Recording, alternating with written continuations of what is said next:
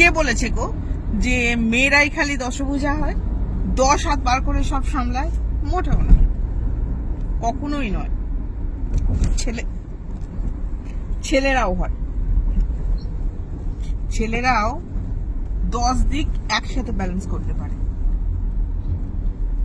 এই যে কন্টিনিউ কিন্তু ফোনে ব্যস্ত, তার সঙ্গে আমাকে পুরোটা সময় দিচ্ছে, ছেলেকে কোন দিকে কোনটা হবে, কোন দিকে কোনটা দরকার, সবটা। কারণ ও যখন আমার সঙ্গে থাকে তখন আমার ওই ম্যাচিউরিটি, তারপর রেসপন্সিবিলিটি সবটাই ফ্লাইট মোডে চলে যায়। ওগুলো আমার কাজ করে না তখন। তো তখন পুরোটাই কিন্তু ও সামলায়, কন্টিনিউ করে যাচ্ছে। তো এটা ভুল ধারণা, ছেলেরাও করে।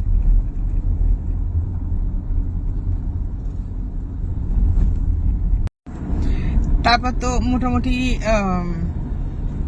দেখো, আমার না মনে হয় যে ওই হাজব্যান্ড ওয়াইফ মানে এটা নয় যে ঠিক আছে চাল ডালের হিসেব বা ফিউচার নিয়ে চিন্তা, বাচ্চা কাচ্চা নিয়ে চিন্তা, না এটা নয়।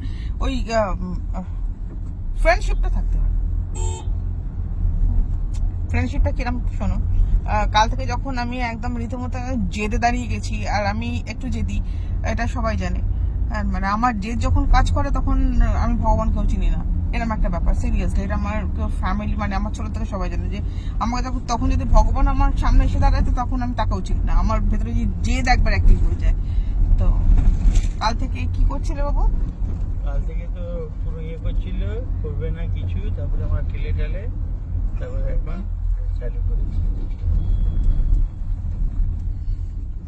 মানে আমি এরকমই মানুষ যে ঠিক আছে আমি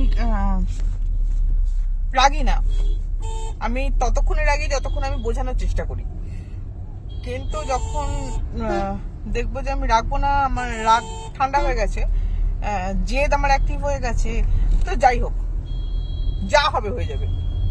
তো সেটাই কাল থেকে হচ্ছিল। কিন্তু ভদ্রলোক, কাল থেকে কিন্তু ভদ্রলোক, তার ছেলে, বাকি সবাই মিলে রীতিমতো তারাও অ্যাক্টিভ হয়ে গেছে আমার দিদির সঙ্গে। মানে ওরা ঠিক উল্টো দিকে দাঁড়িয়ে গেল, দাঁড়িয়ে গিয়ে এমন সব করতে শুরু করলো, ঠিক আছে চলো।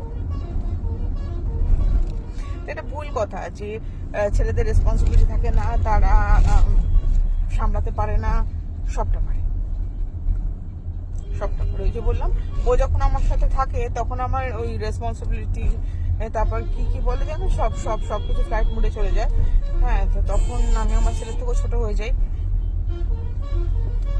কিন্তু সবটা সামলাচ্ছি। কন্টিনিউ ন্যাচারালি বিজনেসের ফোন সব জায়গা থেকে আসছে, সব জায়গা থেকে ব্যালেন্স করছে, তার সঙ্গে আবার পুরোটা ব্যালেন্স করছে। এটা ভুল।